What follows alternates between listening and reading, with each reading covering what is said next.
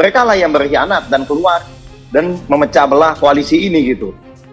Ya, ini ancaman serius ya bagi bubarnya koalisi perubahan. Mas Anies sebagai capres nanti yang milih kan rakyat, bukan partai politik.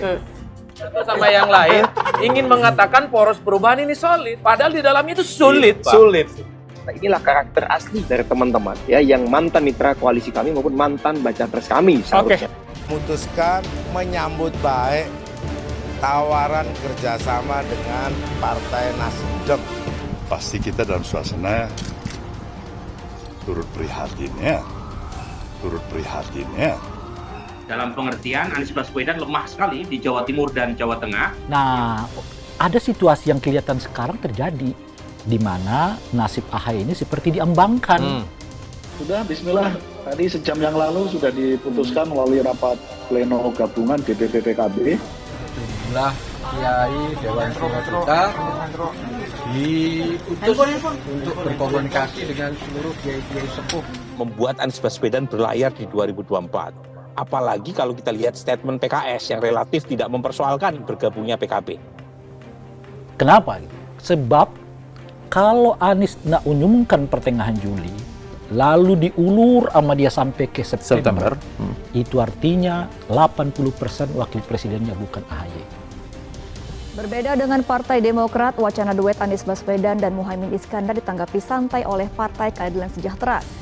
Kita tidak diizinkan oleh Allah untuk mendukung seseorang. Kalau Mas Anies menetapkan Mas AHY sebagai cawapres, apakah ada yang ingin pergi? Memang benar Demokrat tetap Mas AHY. Mereka maksa pokoknya untuk AHY mendampingi. Tentu tidak ada orang yang, tidak ada keputusan yang disukai oleh semua orang itu. Memutuskan 3 hal, Mbak. Yang pertama, kami menerima lamaran Partai Nasdem untuk menduetkan Mas Anies Baswedan sebagai capres dan Gus Imin sebagai cawapres. Kalau ya melanjutkan apa tidak itu tergantung yang terkejut. Nah, yang kedua, tadi pertanyaan mengenai cawapres, kembali bahwa kami sudah menandatangani piagam yang menyerahkan Bakal capres kita, Mas Anies Baswedan, untuk menentukan bakal cawapresnya. Tidak jelas apakah akan dipilih sebagai wakil presiden atau tidak kan oleh Anies Baswedan. Pak hari Minggu mau deklarasi sama RK nggak Pak? Peluang Cak Imin menjadi penyumbang suara di Jawa Timur ada. Tetapi tadi kalau cawapres yang lain itu bukan dari unsur NU. Penjegalan berpasangan dengan Mas Anies, terutama lewat kasus-kasus Anda, bagaimana? Tiap 5 tahun pemilu bukan hanya tantangan eksternal, internal juga banyak. Makanya, kita tidak pernah mau berbicara tentang AHY. Kalau ditanya AHY berpeluang jadi cawapres Anies sangat besar, ungkap Waketum Nasdem Ahmad Ali. Sementara itu, AHY mengatakan cawapres yang akan diusung oleh koalisi perubahan akan diserahkan langsung oleh Anies Baswedan. Anies merumahkan cawapres yang diusung oleh koalisi perubahan yaitu antara lain Partai Nasional Demokrat, Partai Demokrat, dan Partai Keadilan Sejahtera. Kita konsisten untuk memberikan mandat itu kepada Anies Baswedan untuk memilih siapa cawapresnya.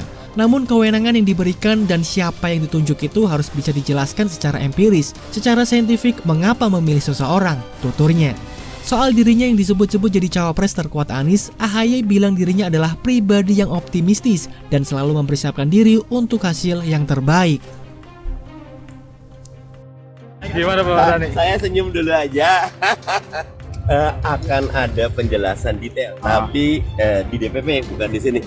Teman-teman Nasdem lah yang membuat koalisi sendiri dengan teman-teman PKB mengusung Mas Anies Baswedan dan Caimin. Mereka lah yang berkhianat dan keluar dan memecah belah koalisi ini gitu. Ya, ini ancaman serius ya bagi bubarnya koalisi perubahan, karena menurut saya salah satu saja partai dukung koalisi perubahan hengkang, maka kemungkinan besar Mas Anies sulit untuk berlayar di 2024. Kalau persetujuan dalam arti kata mengangguk-ngangguk aja kan itu belum tuntas sepenuhnya ya. Kalau Mas Anies menetapkan Mas AHY sebagai cawapres, apakah ada yang ingin pergi? Ya kalau memang misalnya tidak berkeinginan bersama Demokrat, misalnya sampaikan saja terbuka di depan gitu. Jangan kemudian berupaya bersama kami, ternyata begitu ada dapat teman baru, barulah kemudian meninggalkan kami. Sama yang lain ingin mengatakan poros perubahan ini solid, padahal di dalamnya itu sulit, Pak. Sulit. Ibarat saudara, ini sudah jadi saudara tiri. Satu sama yang lain itu tidak akur di dalam. Jadi sebenarnya kita udah bisa memprediksi ya dari awal ada hubungan yang menurut saya cukup kurang harmonis ya antara Nasdem dan Partai Demokrat. Misalnya Demokrat memilih untuk keluar dari koalisi perubahan, tanggapannya bagaimana? Saya hormati. Apalagi yang saya harus katakan? Akhirnya minggu lalu pertemuan itu adalah berbicara mengenai jadwal deklarasi. Tidak tahunya ternyata di ujung gini mendadak khianat. Tapi menurut saya wajar aja sih kalau AHY itu ngotot. Ya, karena dia tanpa Demokrat kan Nasdem nggak bisa. Ya. Maka posisi Demokrat dan PKS kan menjadi sebuah dilema tersendiri karena merasa ditinggalkan dan merasa dipecah gitu. Kalian lihat kira-kira model saya ini kira-kira ada bakat sebagai pengkhianat atau tidak, kan itu aja. Mas Anies sebagai capres nanti yang milih kan rakyat, bukan partai politik, bukan elit politik. Tapi kemudian untuk hal seperti ini mendadak menikam aja. Cuman kan problemnya kalau tanpa AHY barang ini tak berlabuh. Tak berlabuh itu aja, jadi saling kuncian maut saja sih sebenarnya. Ini benar-benar mimpi di siang bolong seorang Purnawiran Mayor yang ingin langsung menjadi capres atau cawapres 2024. Sedangkan menjadi danyon saja baru beberapa bulan dan itu pun baru memimpin kurang lebih 500 anggota. Tiba-tiba ia bermimpi mau memimpin 270 juta rakyat Indonesia. Pengalaman tempurnya juga belum ada sebab sejak kecil terlalu dimanja oleh peponya SBY. Sekolah di luar negeri terus, belum pernah merasakan sekolah di bangku reot dan atap bolong. Belum pernah juga bertugas di daerah-daerah konflik seperti dulu di Aceh dan Papua. Apakah kita semua lupa atau tidak mengerti bahwa Purnawirawan Mayor itu selevel dengan Dan Ramil? Mitra kerjanya baru level kecamatan. Jadi harusnya sebelum AHY bermimpi menjadi cawapres atau cawapres, hendaknya bermimpi dululah untuk menjadi calon bupati atau calon wali kota. Itu pun jika ada rakyat yang mau memilih. Kalau mendukung saja pasti banyak karena berharap sesuatu darinya. Namun kalau disuruh memilihnya, rakyat butuh waktu 10 tahun berpikir tanpa putus. Iya, rakyat Indonesia pastinya butuh waktu minimal 10 tahun lagi untuk berpikir. Layaknya AHY didukung dan dipilih menjadi calon bupati atau calon wali kota. Sebab untuk menjadi calon presiden atau calon wakil presiden RI itu terlampau tinggi dan bukan makamnya orang sembarangan yang hanya modal popularitas hasil dari sisa-sisa popularitas peponya yang sudah sangat jadul, yang tidak lagi bisa memenuhi tuntutan zaman yang berkembang sangat cepat. Siapapun boleh menyaksikan pernyataan saya ini yang terkesan sembarangan dan mengada-ngada. Namun, pertanyaan terakhir saya ini akan menjadi bukti petunjuk otentik betapa apa yang saya katakan itu benar adanya. Adakah di dunia ini partai politik yang dikuasai oleh satu keluarga dengan terlebih dahulu menyingkirkan semua para pendirinya?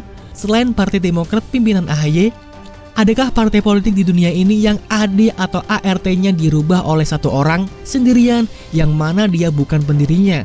Selain apa yang dilakukan oleh SBY atau keluarganya di Partai Demokrat pimpinan AHY, adakah di dunia ini partai politik yang pemilihan ketua umumnya disodorkan oleh bapaknya sendiri untuk disepakati oleh Kongres, kecuali SBY yang menyodorkan anaknya sendiri AHY itu untuk disepakati menjadi ketua umum Partai Demokrat?